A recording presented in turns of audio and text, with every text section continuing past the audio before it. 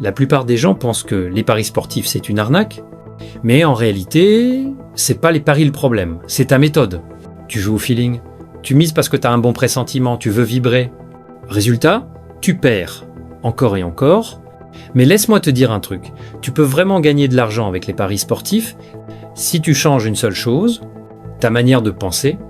Partie 1, déconstruire tes croyances. Si dans ta tête un pari c'est 50-50, t'as déjà perdu. Exemple, une cote à 1, 50. Ça veut dire quoi? Que pour être rentable à long terme, ton pari doit passer dans 67% des cas. Mais plein de parieurs refusent de parier là, dessus. Pourquoi? Parce que ça rapporte pas assez. Ils préfèrent des cotes à 1, 4, 20 ou 2 en croyant que ça paie plus. Grosse erreur. Car ils oublient le seul truc qui compte vraiment, la probabilité réelle que l'événement se produise. Si une cote à 1, 50 reflète 4-20% de chance de réussite, alors c'est un bon pari. Si elle reflète 50%, c'est un piège. Tu veux un exemple visuel? Imagine 10 gobelets. 8 contiennent une balle.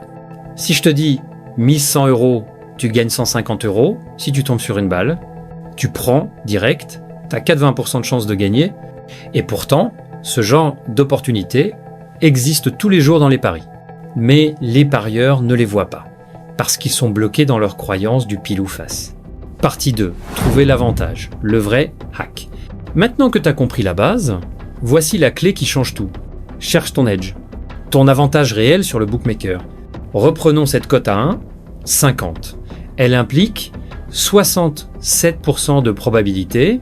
Tu analyses les stats, la forme des équipes, les données réelles, et tu estimes que cette probabilité est plutôt de 72%. Boum, tu viens de détecter un edge de 5%. Et c'est ça, le hack. Pas des paris au pif, pas des combis de 15 matchs.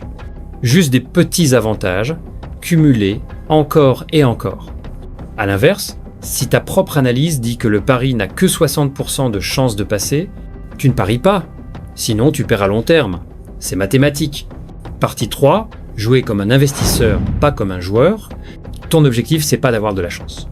Ton objectif, c'est de détecter les erreurs du bookmaker. Les pubs te vendent des combinés miracles. La réalité, c'est que tu dois jouer simple, propre, stratégique. Est-ce que ça demande du taf? Oui. Est-ce que c'est accessible à tout le monde? Oui aussi. Mais seulement si tu acceptes une chose, chaque pari est un calcul, pas une pièce en l'air. Tu veux continuer à parier au hasard? Ou tu veux apprendre à gagner avec méthode? Maintenant tu sais, si tu veux gagner au pari sportif, il faut penser en probabilité, pas en émotion.